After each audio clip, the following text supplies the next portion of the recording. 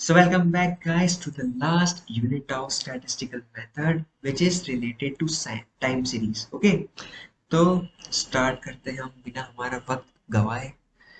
तो यूनिट 5 है हमारे पास related to time series. So the first question क्या है, what is time series. Time series क्या होता है? तो टाइम सीरीज वो मीन्स कि जो भी डेटा हम कलेक्ट करते हैं on the basis of a time is called as time series. मतलब कि कुछ भी डेटा अगर हम कैलकुलेट करेंगे टाइम को मद्देनजर रखते हुए तो उसको बोलते हैं अपन time series. Okay, let's move the next one. Give me any one example of time series. ठीक है, टाइम सीरीज का एक एग्जाम्पल हम क्या दे सकते हैं कि अगर आपने को कुछ प्राइस मेजर करना है, मतलब स्टॉक प्राइस। अब स्टॉक्स के जो सेल्स रहते हैं वो डिपेंड करता है टाइम के ऊपर कि आज अगर स्टॉक के प्राइस इंक्रीज हुए हैं तो मे भी कल डिक्रीज भी हो सकते हैं, कल और इंक्रीज भी हो सकते हैं। तो ऐसे जो डेटा रहता है, जो डेटा कलेक्ट करते हैं हम related to time is considered as a time series. Okay, तो ये एग्जांपल तो मन से भी दे सकते हो, कोई भी एग्जांपल जो भी टाइम से रिलेटेड हो। ओके, नेक्स्ट क्वेश्चन क्या है, how many components in time series? So there are four components of time series. Okay, the first one is the secular trend, the second one is the seasonal trend, and third one is the irregular trend, and the fourth and the last one is the cyclic trend. Okay, so need not to be worried about this कि कौन सा trend क्या होता है, हम आगे discuss करेंगे। Okay, so what is secular trend. अब सेक्युलर ट्रेंड क्या होता है? तो सेक्युलर ट्रेंड एक ऐसा ट्रेंड होता है जिसमें इंक्रीज या डिक्रीज होती है डेटा की values with respect to time. और जो सेक्युलर ट्रेंड होता है एक लॉन्ग टर्म ट्रेंड होता है। अब मैंने क्या बोल दिया समझ नहीं आया, ठीक है। अब सेक्युलर ट्रेंड और एग्जांपल लिखते हैं कि एग्जांपल लिखा है कि पॉपुलेशन इंक्रीज विद टाइम। देखो, अब पॉपुलेशन जो है टाइम के साथ इंक्रीज होगी डेफिनेटली, सही बात है। अब ऐसा तो है नहीं। अब लॉन्ग टर्म मतलब क्या हुआ, लॉन्ग टर्म समझाता हूँ क्या होता है। कि अब देखो, पॉपुलेशन तो ऐसा है नहीं कि आज अगर इंडिया की पॉपुलेशन है 1 करोड़ फॉर एग्जाम्पल, तो ज्यादा ही है ना। तो ऐसा तो नहीं हुआ कि कल 10 करोड़ हो जाएगी। इज इट पॉसिबल कि एक ही दिन में इतना वेरिएशन आ जाएगा हमारी पॉपुलेशन में? नेवर। ठीक है, तो जो पॉपुलेशन इंक्रीज हो रही है टाइम के साथ ये एक लॉन्ग टर्म है, क्योंकि एक लंबा समय है लगा उसको पॉपुलेशन को इंक्रीज होने में। वैसे सेकेंड एग्जांपल क्या है, एडवांसमेंट इन टेक्नोलॉजी। अब टेक्नोलॉजी भी वही, ऐसा नहीं है कि एक दिन में इतनी एडवांस हो गई, थोड़े थोड़े टाइम लेती है। एक लॉन्ग टर्म ट्रेंड है एडवांसमेंट इन टेक्नोलॉजी। धीरे धीरे करके वो टेक्नोलॉजी इतनी एडवांस हो चुकी है आज। ठीक है, तो ये जो इंक्रीज और डिक्रीज होता है ट्रेंड में एक लॉन्ग टर्म टर्म ट्रेंड में, तो उसको बोलते हैं अपन क्या, secular trend. Okay, so let's move to the next one. What is cyclical variation. अब साइक्लिकल वेरिएशन क्या होता है? फॉर एग्जांपल लिखते हैं कि एग्जांपल समझते हैं अपन, साइक्लिक वेरिएशन क्या होता है ना। फॉर एग्जांपल कि आप बिजनेस कर रहे हो ना, आपने बिजनेस स्टार्ट किया और आपने फर्स्ट ईयर में आपको बेनिफिट हुआ 1 लाख का फॉर एग्जांपल। फिर आपने आपका बिजनेस कंटिन्यू किया, उसके बाद थर्ड ईयर में आपको लॉस हो गया 5 लाख का। ओके, फिर आपने कंटिन्यू किया बिजनेस, फिर फोर्थ ईयर में आपको क्या हुआ, प्रॉफिट हुआ 2 लाख का। फिर फिफ्थ ईयर में वापस से आपको प्रॉफिट हुआ 6 लाख का। ठीक है, सेवन्थ ईयर में वापस से आपको लॉस हुआ 5 लाख का। तो ये क्या एक साइकिल बनती है ना। Upward and downward movement of a data depends on the time is considered as a cyclic variation. और जो साइक्लिक वेरिएशन है ये भी एक लॉन्ग टर्म है, क्योंकि अब प्रॉफिट और लॉस एक दिन में तो नहीं हो सकता डेफिनेटली, है ना। It took time. तो जो सेक्युलर और साइक्लिक वेरिएशंस होते हैं वो एक लॉन्ग टर्म ट्रेंड होते हैं, किसके, टाइम सीरीज के, है ना। तो आगे बढ़ते हैं, अब क्या है हमारे पास next question, what is seasonal variation. अब सीजनल वेरिएशन नाम से समझ आ रहा है सीजन। अब सीजनल वेरिएशन क्या होता है, अगर एक पर्टिकुलर चीज की कंजम्पशन, प्रोडक्शन या डेटा में वेरिएशन आता है, किस वजह से, सीजन की वजह से। अब सीजन की वजह से कैसे, फॉर एग्जांपल कि समर के अंदर जो कंजम्पशन और प्रोडक्शन रहता है किसका, वो कूलर्स और एसी का ज्यादा होता है। क्यों? Because due to excessive heat, तो ये क्या एक सीजनल वेरिएशन है, लेकिन समर के बाद वापस से कम हो जाएगा। तो ये होता है अपना कैसा सीजनल वेरिएशन। ओके, अब आगे बढ़ते हैं। नेक्स्ट क्वेश्चन क्या है, व्हाट इज इरेगुलर वेरिएशन। अब इरेगुलर वेरिएशन क्या होगा, अगर इरेगुलर वेरिएशन मतलब क्या है कि हमारी फॉर एग्जांपल हमारी पॉपुलेशन इंक्रीज या डिक्रीज हो गई, चलो डिक्रीज हो गई for a particular cause. For example अभी पर्टिकुलर में चल रहा है covid, so due to covid what happens कि हमारी जो पॉपुलेशन है वो डिक्रीज हो गई। अब कोविड एक इरेगुलर है, इरेगुलर ट्रेंड है। अब ऐसा तो है नहीं कि हर साल ही आ रहा है, एक इरेगुलरिटी है। अब फॉर एग्जांपल अर्थक्वेक, अर्थक्वेक तो ऐसा है नहीं कि हम इंसान करवाते हैं। ओके, क्या होता है, इट्स नेचुरल प्रोसेस। तो नेचुरल प्रोसेस जो भी हो रही है उसको अपन कंसिडर करेंगे किसमें, इरेगुलर वेरिएशन में। ओके, आगे बढ़ते हैं हमारे नेक्स्ट क्वेश्चन की तरफ। Give me any one example of irregular variation. अब जैसे एग्जांपल लिखे कि effects due to flood, droughts, famines और earthquakes are known as irregular variation. ठीक है, the effect due to flood, drought, famines, earthquakes etcetera are known as irregular variations. ठीक है, तो ये कुछ कारणों की वजह से हमारी जो पॉपुलेशन है उसमें डिक्रीज हुआ या इंक्रीज हुआ। ठीक है, तो उसको हम काय में कौन से ट्रेंड में इंक्लूड करते हैं, एक इरेगुलर वेरिएशन में। Okay, so let's move to the next one.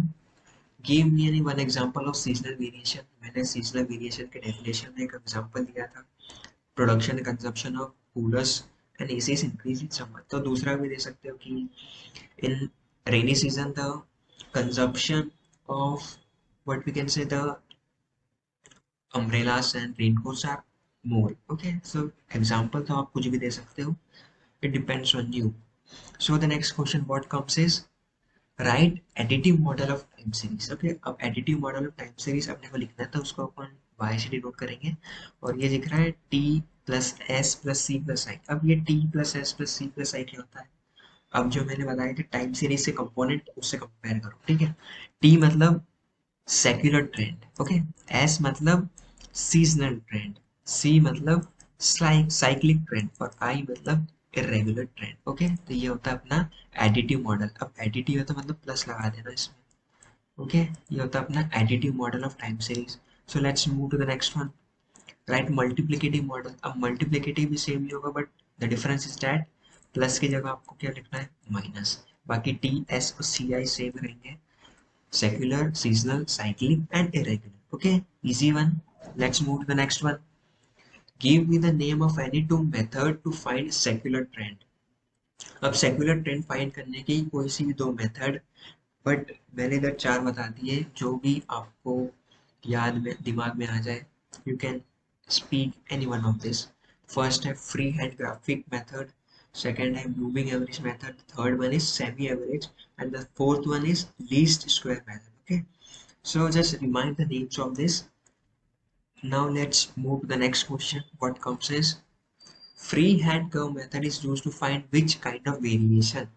ठीक है, तो अभी मैंने एग्जांपल बताया, इस क्वेश्चन में देखो method to find secular trend, तो डेफिनेटली जो फ्री हैंड मेथड है वो क्या कौन सा ट्रेंड या कौन सा वेरिएशन फाइंड करने में हेल्प करेगी, तो वो है उसका आंसर है सेक्युलर ट्रेंड। और सेक्युलर ट्रेंड या लीनियर वेरिएशन एक ही बात है। ओके, तो सेक्युलर ट्रेंड बोलोगे तो अच्छा रहेगा। सो द नेक्स्ट क्वेश्चन क्या है हमारे पास, semi average method is used to find which kind of variation, again the same answer secular trend. Moving average same answer. Okay, wait a minute, so here by chance यहाँ पर season लिख दिया था, but the correct answer is secular. Okay, next question क्या है हमारे पास, least square method is used to find which kind of variation, तो again the answer is same secular trend. Okay, next question क्या है हमारे पास, moving average method how many category to find secular trend. So secular trend find करने की हमारे पास four categories है, कौन सी, 3 year moving method, 4 year moving method, 5 year moving method and 7 year moving method. Okay, तो इजी था। आगे बढ़ते हैं नेक्स्ट क्वेश्चन पे, prosperity, recession, and depression in a business is an example of which kind of variation?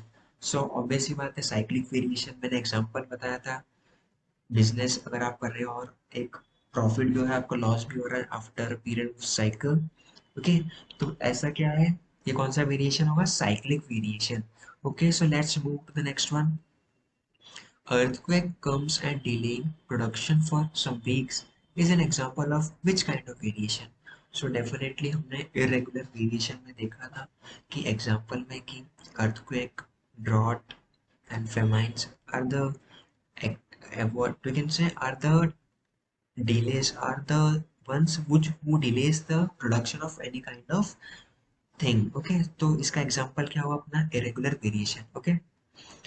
So next question क्या है? In the theory of time series, shortage of woolen clothes after winter is due to which kind of variation? Simple सा answer है seasonal variation. क्यों? क्योंकि seasonal क्या है, winter एक season है. ओके, तो जैसे विंटर खत्म होगा डेफिनेटली जो वुलन क्लोथ्स की जो डिमांड है वो डिक्रीज हो जाएगी. ओके, सो नेक्स्ट क्वेश्चन क्या है? In moving average method we can not find trend in which year. तो मूविंग एवरेज मेथड में हम ट्रेंड कुछ स्टार्टिंग और एंडिंग पीरियड्स का हम फाइंड नहीं कर सकते. तो इसमें सबसे इम्पोर्टेंट याद रखना है कि find the trend of some starting and ending periods. Okay, हम स्टार्टिंग और एंडिंग पीरियड्स का ट्रेंड हम नहीं फाइंड कर सकते किसमें? मूविंग एवरेज मेथड में. Okay, so let's move the next one. In 3-year moving average method, we cannot find trend values of which year. ठीक है, तो अभी मैंने बताया था मूविंग में कुछ स्टार्टिंग और एंडिंग की फाइंड नहीं कर सकते. तो वैसे ही 3 ईयर में कौन कौन से फाइंड नहीं करेंगे? बिगिनिंग का फर्स्ट और एंडिंग का लास्ट. मतलब जो फर्स्ट डेटा है उसका ट्रेंड नहीं आएगा और जो लास्ट डेटा है उसका ट्रेंड हम फाइंड नहीं कर सकते किसमें? 3 ईयर मूविंग एवरेज मेथड में. ओके, नेक्स्ट क्या है? In 4 year moving average method we can not find trend of which year. तो 4 ईयर के अंदर हम बिगिनिंग के 2 ईयर और एंड के 2 ईयर्स का डेटा का ट्रेंड हम फाइंड नहीं कर सकते 4 ईयर्स में. ओके, अब 7 ईयर्स में क्या है? 7 ईयर्स में हम बिगिनिंग और एंड के 3 ईयर्स का डेटा, मतलब बिगिनिंग के 3 और एंड के 3, उसका ट्रेंड हम फाइंड नहीं कर सकते. अब ये याद रखने की ट्रिक बताता हूँ मैं कि जैसे 3, 5 और 7 ऑड है ना, अगर 3, 5, 7 में से तो n-1 कर देना उसमें जो भी ईयर है. जैसे 5 ईयर है तो 5-1 क्या होगा? 4. अब 4 को 2 पार्ट्स में डिवाइड कर दो तो क्या होगा? 2 और 2, तो स्टार्टिंग के 2 और एंडिंग के 2 है ना. फॉर एग्जाम्पल लेते हैं 7 ईयर है तो 7-1 क्या होगा? 6. 6 को डिवाइड कर दो 2 पार्ट्स में तो 3 और 3, तो 3 from starting and 3 from ending. So this way you can remember कि कौन सा ट्रेंड हम किस ईयर में कौन सा ट्रेंड फाइंड नहीं कर सकते. ओके, आगे बढ़ते हैं हम हमारे नेक्स्ट क्वेश्चन पे. A rise in price before Eid is an example of which kind of variation? Definitely Eid क्या एक सीजन है तो एग्जाम्पल किसका हो? सीजनल वेरिएशन का. Easy one. Next question, tell me what is the use of time series. अब time series का use क्या है?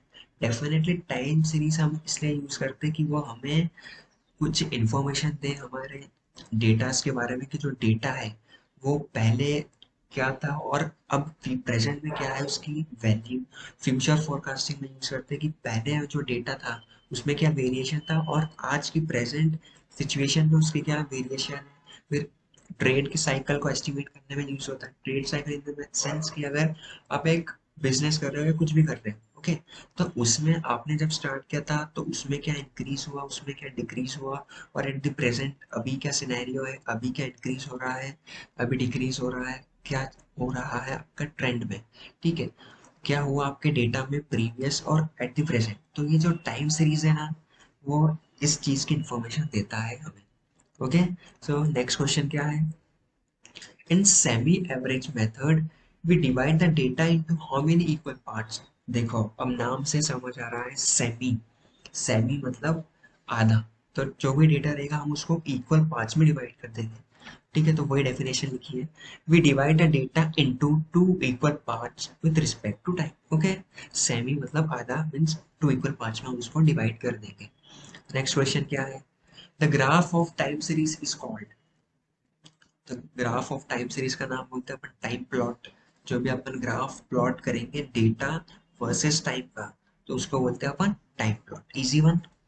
नेक्स्ट क्या है? Increase in number of patients in the hospital due to heat stroke is an example of what which kind of variation. अब इसमें confusion ये होगा कि ये एक कौन सा वेरिएशन है, ये एक इरेगुलर वेरिएशन नहीं, ये कैसा वेरिएशन है, एक सीजनल वेरिएशन है। क्यों? क्योंकि जो हीट स्ट्रोक होता है वो कौन से सीजन में होता है, वो समर सीजन में ही ज्यादा होता है। तो ये कौन सा वेरिएशन है, seasonal variation, it is not a irregular variation. तो ये कंफ्यूजन क्रिएट कर सकता है, तो इसको ध्यान से समझना कि हीट स्ट्रोक कहाँ कब आता है, समर के सीजन में आता है। तो कौन सा वेरिएशन हुआ, seasonal variation. Okay, next question क्या है, in time series seasonal variation can occur within a period of which year, 1 year। कैसे, देखो एक साल में डेफिनेटली समर भी आएगा, विंटर भी आएगा, रेनी सीजन भी आएगा, और जो भी सीजन है वो 1 ईयर में एटलीस्ट एक टाइम तो आएंगे ही आएंगे। तो बस क्वेश्चन में वही पूछा है कि टाइम सीरीज में जो सीजनल वेरिएशन होगा वो आकर कितनी बार होगा at a period of which year, ठीक है। तो एक साल में एक ही बार होगा। अब ऐसा नहीं है कि जो है जून में समर चल रहा है और दिसंबर में वापस से समर आ जाए, इज इट पॉसिबल, नहीं, ठीक है। तो ये अपन ने कवर कर लिया 30th question.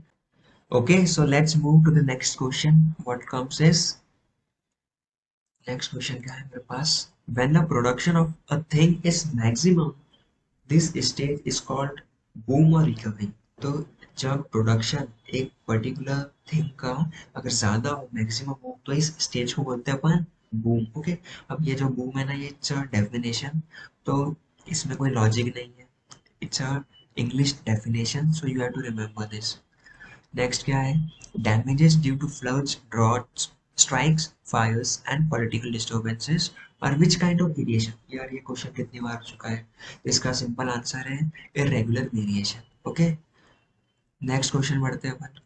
A set of observations recorded at an equal interval of time is called what। तो ये तो टाइम सीरीज की डेफिनेशन है कि अगर हम कुछ भी ऑब्जर्वेशन लेंगे, कब, अगर टाइम से रिलेटेड हो, ठीक है, तो उसको क्या बोलते हैं अपन, टाइम सीरीज। तो ये तो टाइम सीरीज की डेफिनेशन है।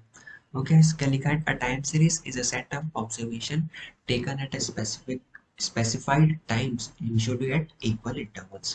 okay, easy one, let's move to the next one। the most commonly used mathematical method for measuring the trend is what। तो हमने ट्रेंड फाइंड करने के 4 मेथड पढ़े थे, तो सबसे कॉमनली यूज होता है लीस्ट स्क्वायर मेथड। ओके, तो नाम याद रखना है। आगे बढ़ते हैं क्वेश्चन में।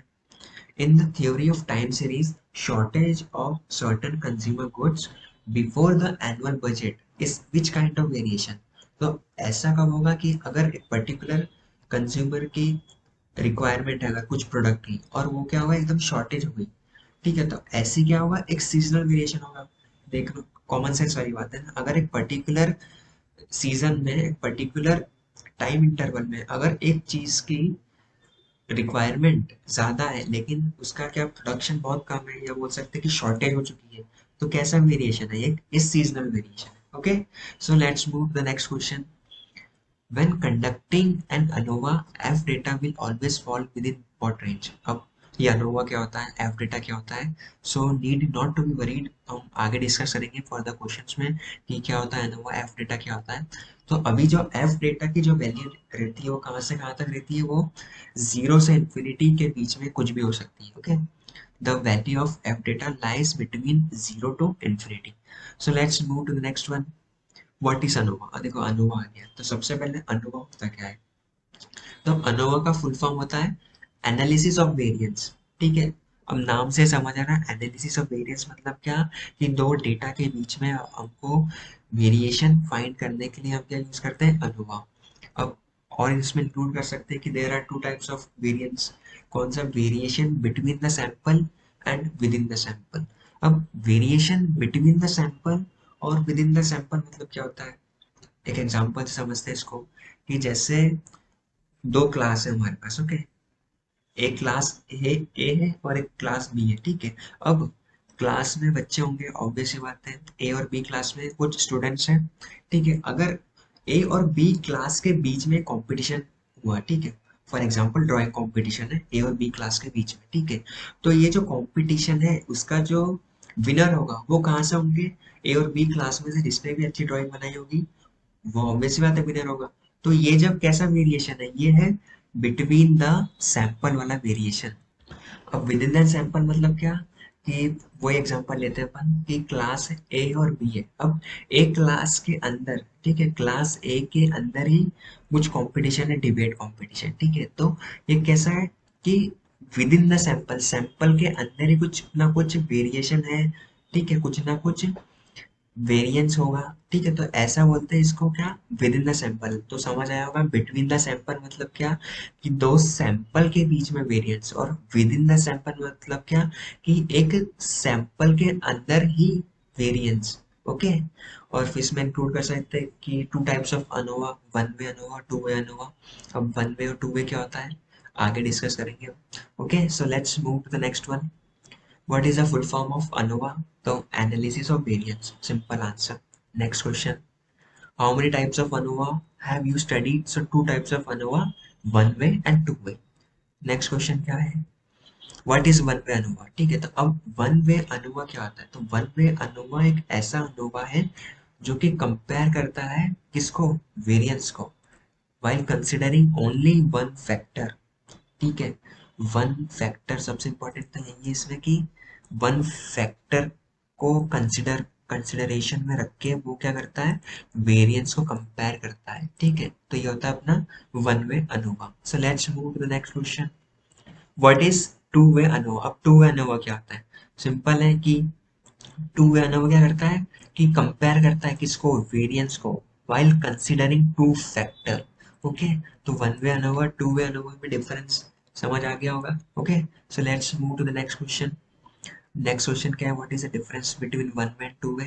तो वही है कि वन वे और टू वे में क्या होता है कि नंबर ऑफ इंडिपेंडेंट वेरिएबल्स, मतलब वही फैक्टर ही बोलते हैं इसको। Okay, one way ANOVA has one independent factor means one factor, while a two way ANOVA has two। Okay, ये डिफरेंस होता है वन वे और टू वे में। तो आगे बढ़ते हैं नेक्स्ट क्वेश्चन में। ANOVA technique is developed by which statistician? Okay, तो उनका नाम है रोनाल्ड फिशर। ओके, अब ये साइंटिस्ट का नेम है तो याद ही रखना इसको, there is no logic in this. Next question क्या है, the technique of ANOVA split up the variance into how many components? ठीक है, तो अब इस क्वेश्चन के दो आंसर बन सकते हैं। क्या कि जो अनोवा रहता है वो दो फैक्टर में कन्वर्ट करता है। पहले का नाम है सिस्टमेटिक फैक्टर और सेकंड का नाम है रैंडम फैक्टर।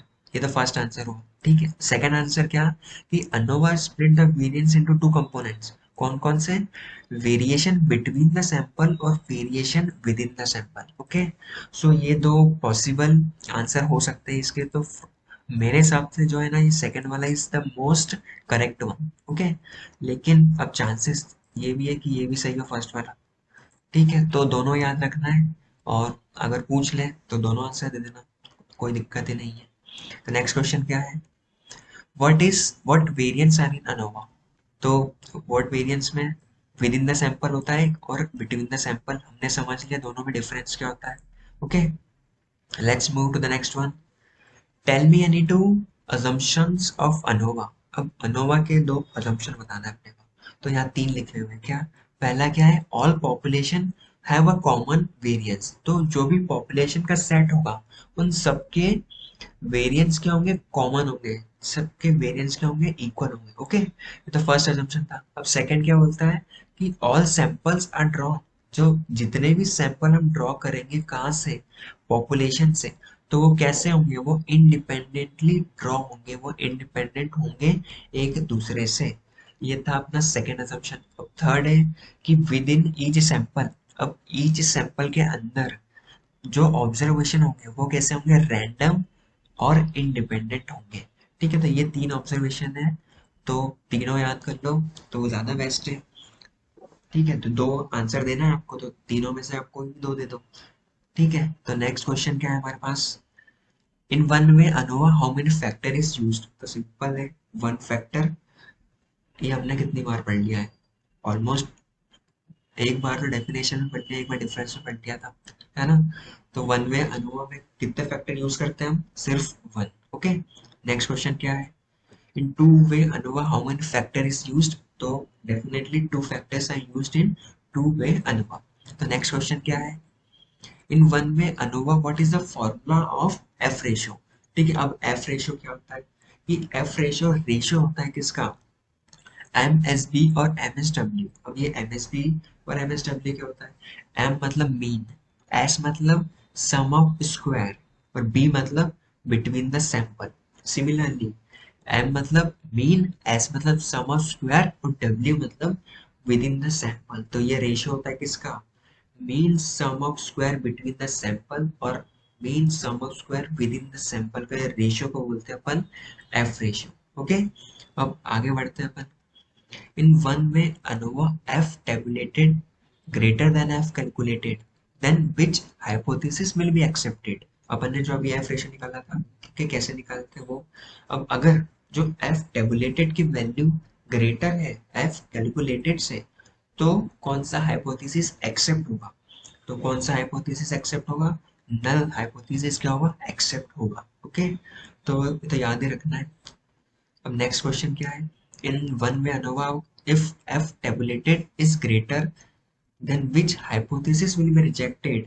तो ये क्वेश्चन मतलब मैंने ये बताया था कि नल और अल्टरनेटिव कितनी बार बता चुका हूं मैं कि ये म्यूचुअली एक्सक्लूसिव होते हैं। अगर एक एक्सेप्ट होगा तो 110% दूसरा रिजेक्ट ही होगा।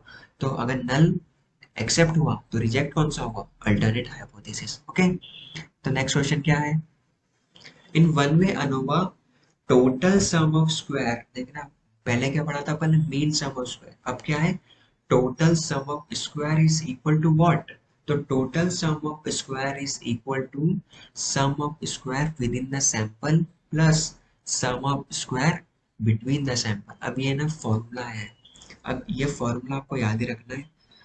अब इसमें कुछ लॉजिक नहीं है, तो बस याद ही रखना है इसको। अब 53 वाला क्या है, इन वन में ANOVA mean sum of square, ठीक है, पहले क्या पूछा था, टोटल, अब पूछ रहे हैं mean, mean sum of square is equal to what, तो mean sum of square is equal to, और we can say is the ratio of S S B. अब एस एस बी मतलब एस मतलब sum, second S मतलब square, तो sum of square bit B मतलब बताया था बिटवीन द ग्रुप या बिटवीन द सैंपल, तो एम एस बी, ठीक है, तो sum of square between the sample divided by V minus one. अब वी क्या होता है, वी को बोलते हैं अपन ट्रीटमेंट फैक्टर, ठीक है, ये ट्रीटमेंट फैक्टर होता है वी मतलब। ओके, अब एम एस डब्ल्यू क्या होगा, देखो मीन सम ऑफ स्क्वायर पूछा है लेकिन इसमें आइडेंटिफाई नहीं है किसका, विद इन द सैंपल बोलना है या बिटवीन द सैंपल, तो दोनों आंसर देना पड़ेंगे आपको कि mean sum of square between the sample के लिए ये वाला, और mean sum of square within the sample के लिए sum of square within the sample divided by N minus V. अब एन क्या होता है, एन मतलब simple number of observations, okay, N minus V, V मतलब वही अपना ट्रीटमेंट फैक्टर। ओके, तो ये बस फॉर्मूला है, इन दोनों फॉर्मूले को याद रखना है। नेक्स्ट क्वेश्चन क्या है, in one way ANOVA at which degree of freedom we find f calculated। तो हम एल्फ कैलकुलेटेड किस डिग्री ऑफ फ्रीडम पे फाइंड करते हैं, और डिग्री ऑफ फ्रीडम मैंने बताया था क्या, नंबर ऑफ इंडिपेंडेंट इवेंट्स या number of independent variables. Okay, so हम फाइंड करते हैं इस पे, एफ कैलकुलेटेड अगर 0.05 है और उसके जो कोऑर्डिनेट्स है वो क्या है 2,9, और ये जो है ना 4.26, ये जो पूरा इक्वेशन है ये एक पूरी कैलकुलेटेड इक्वेशन है, और ये आपको क्वेश्चन में गिवन रहती है। ओके, तो ये इसको याद ही रखना है। अब टू का यूज करेंगे जब बिटवीन द सैंपल होगा, तो उसके लिए डिग्री ऑफ फ्रीडम 2, और विद इन द सैंपल के लिए डिग्री ऑफ फ्रीडम क्या है 9। ओके, तो सबसे इंपॉर्टेंट तो ये इक्वेशन याद करना है, इसका आंसर यही है। ओके, नेक्स्ट क्वेश्चन क्या है, in two way ANOVA how many factor is used, कितनी बार आ चुका है ये question, so two factors is used. In one way ANOVA, if we have 3 treatment and total degree of freedom is 24, what is the value of degree of freedom for within the group। अब देखना, treatment मैंने बताया था क्या होता है, treatment को कैसे डिनोट करते हैं अपन, वी से, तो वी की वैल्यू हो गई 3, गिवन है क्वेश्चन। अब क्या गिवन है, टोटल डिग्री ऑफ फ्रीडम, अब टोटल डिग्री ऑफ फ्रीडम को अपन डिनोट करते हैं किससे, एन माइनस वन से, इसकी वैल्यू कितनी गिवन है 24, हमने 24 लिख दी। अब एन की वैल्यू हमने यहाँ से निकालनी सिंपल है, तो एन की वैल्यू क्या होगी, माइनस है ना, तो यहाँ क्या होगा प्लस 25 होगा। ओके, ये हो गया 25। अब degree of freedom within the group का फॉर्मूला होता है n minus V. Degree of freedom within the group का डायरेक्ट फॉर्मूला है, इसको याद ही रखना है n माइनस वी। अब n की वैल्यू क्या है 25। 25 माइनस 3 क्या होगा 22। तो इसकी डिग्री ऑफ फ्रीडम क्या होगी 22। ठीक है, this is how you have to calculate the degree of freedom of within the group. ठीक है, एक बार वो समझ लेना कि v क्या दिया है अपने को गिवन, ये दो चीज गिवन अपने को। ट्रीटमेंट का डिनोट करते हैं अपन 20 से, और टोटल डिग्री ऑफ फ्रीडम को करते हैं n माइनस वन। ठीक है, अब डिग्री ऑफ फ्रीडम का डायरेक्ट फॉर्मूला है n माइनस वी। सिंपल है, n और v की यहाँ वैल्यू रखो और सीधा डिग्री ऑफ फ्रीडम आ जाएगा किसका विद इन द ग्रुप का। Okay, simple numerical. Next question पे बढ़ते हैं अपन। In two-way ANOVA, if we have 5 rows and 4 columns, then error degree of freedom. तो error degree of freedom का ये फॉर्मूला होता है क्या कि r minus one multiply bye c minus one. अब r मतलब क्या कि रोज, ओके, और c मतलब कॉलम। अब बस इस फॉर्मूले में वैल्यू पुट करना है। रो क्या है 5 minus one multiply by 4 minus one, that is 5 minus one क्या होगा 4 इंटू 3, डेट इज 4 3 से 12। तो 12 आ गया इसका क्या error degree of freedom. Easy. Next question क्या है, in two way ANOVA total sum of square is equal to what. ठीक है, total sum of square is equal to what. तो टोटल सम ऑफ स्क्वायर को अपन denote करते हैं S S T से, ना कि टी एस एस। गलत हो जाता है ना टी एस एस। अब देखना बहुत से केस में मतलब क्वेश्चन आ रहा होगा, टोटल सम ऑफ स्क्वायर को तो अपन लिख सकते हैं टी एस एस, लेकिन एस एस टी लिखते हैं क्योंकि इसका ये डिनोटेशन बना दिया है साइंटिस्ट ने। ठीक है, तो इसका डायरेक्ट फॉर्मूला क्या होता है S S C plus S S R plus S S C. अब ये क्या होता है देखो, एस एस मतलब तो होता है सम ऑफ स्क्वायर, सी मतलब कॉलम का, आर मतलब रो का, और ई मतलब एरर वाला। ठीक है, एरर वाला अपन ने पिछले क्वेश्चन में सॉल्व किया था। तो इसका फॉर्मूला क्या होगा, total sum of square is equal to sum of square of column plus sum of square of row plus sum of square of error. ठीक है, ये फॉर्मूला है, इसको याद करना है, there is no other option. Okay, so आगे बढ़ते हैं अपन। In two way ANOVA error sum of square is equal to what. देखो पहले वाला क्वेश्चन देखते हैं, एरर सम ऑफ स्क्वायर ये निकालना है अपने को। सिंपल सी बात है, इन दोनों को उधर ट्रांसफर कर दो और जो फॉर्मूला आएगा वो ये लिखा है। ठीक है, वो और यही फॉर्मूला होता है किसका एरर सम ऑफ स्क्वायर का। ठीक है, नेक्स्ट क्वेश्चन क्या है, next and the last question of the subject statistical method of unit 5 क्या है, how many F ratio to be calculate in two way ANOVA. ठीक है, तो टू वे अनोवा में हम दो एफ रेशियो कैलकुलेट करते हैं। ठीक है, दो एफ रेशियो कैलकुलेट करते हैं, पहला किसके लिए बिटवीन द सैंपल के लिए और दूसरा विद इन द सैंपल के लिए। ओके, सो हमने सारे we have covered all the 5 units and we have covered all the 60 questions per unit of statistical method। ओके, ठीक है, तो हम सबने पूरा यूनिट और पूरा सब्जेक्ट कवर कर चुके हैं। तो this is the last video, so thanks for watching and do hit like share subscribe the channel. Okay, तो और अगर किसी को कुछ भी डाउट हो definitely you can ask in the comment section and definitely we all will answer this. Okay, so best of luck for your exams. Thanks for watching and we will meet you in the further videos with the new topic. So तब तक के लिए tata bye bye good night Radhe Radhe.